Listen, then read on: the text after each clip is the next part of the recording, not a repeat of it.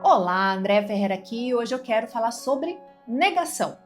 Sobre tudo aquilo que você diz que não é, que não precisa, que não suporta. É justamente o que passa a te governar. Aquilo que você nega, ele não desaparece. Aquilo que você nega não some. Aquilo que você nega não perde força. Muito pelo contrário, tudo aquilo que é negado, ele atua no inconsciente e passa a comandar as suas escolhas, os seus relacionamentos e até os seus medos mais profundos. Então, negar é uma tentativa de controle. É como se você dissesse para si mesmo: isso não existe em mim, então não pode me afetar. Mas a psique não funciona assim. Tudo que não é reconhecido busca uma forma de se manifestar. E normalmente se manifesta do jeito mais desconfortável possível. Então eu vou dar algum exemplo assim, uns exemplos aqui bem simples, tá? A pessoa diz que, detesto depender dos outros. Deus me livre de depender dos outros. Normalmente é alguém que em algum momento da vida precisou depender e se machucou, foi frustrada, foi abandonada, foi negligenciada. E então ela cria uma identidade ali baseada na autossuficiência. Ela se orgulha de dar conta de tudo sozinha, ela transforma isso em força. Mas no fundo, o que existe ali não é independência saudável, não. É medo de vulnerabilidade. E a vida que não negocia com o ego, ela costuma levar essa pessoa exatamente para situações onde ela vai precisar do outro. Seja através de uma doença, de um colapso emocional, uma perda financeira, um momento de exaustão extrema, porque aquilo que é negado, ele precisa ser integrado e não eliminado. Guardem isso, integrado. Aí, outro exemplo que eu quero dar aqui para vocês é que eu acho que até um erro, assim, um exemplo mais comum, mas ele é menos falado. Tem pessoa que vive dizendo assim: Deus me livre de engordar. Engordar para mim seria o fim. Eu não suporto a ideia de ficar gorda.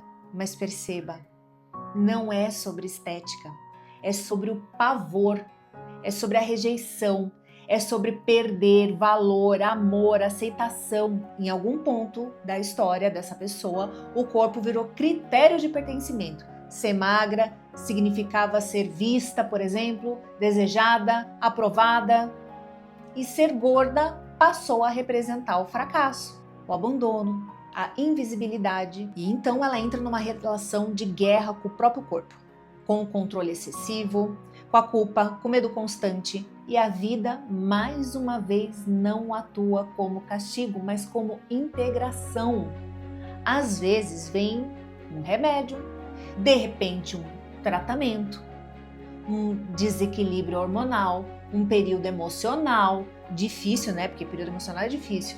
Ou seja, algo que sai do seu controle. E não veja a situação como uma sentença, mas sim como um convite. Porque quanto mais você tenta expulsar uma possibilidade da sua consciência, mais poder você dá a ela. Aquilo que é vivido como terror interno, ele passa a dominar as suas escolhas. Então, é importante deixar claro, tá? O que eu estou dizendo aqui não é uma profecia, não é que vai acontecer e não é punição.